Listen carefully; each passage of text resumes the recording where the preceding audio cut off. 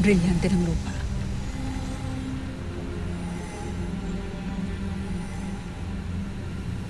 Batalumang Cassiopeia.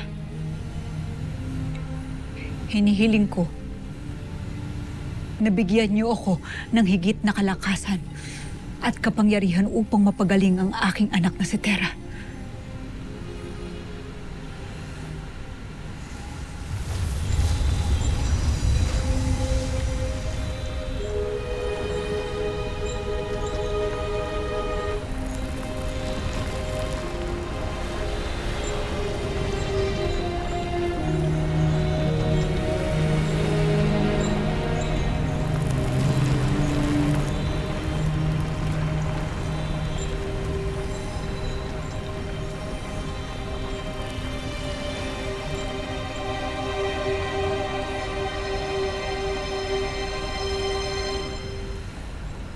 Dama ko ang iyong kalungkutan, Sangre Danaya.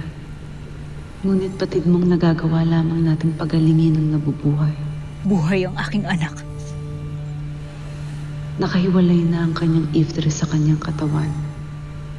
Hindi man kamatayan ang maitatawag sa pangyayaring ito kay Terra. Ngunit iisa lang ang kahulugan nito. Tulungan mo na lamang akong pagalingin ang aking anak, Harahit. Nakikiusap ako sa'yo.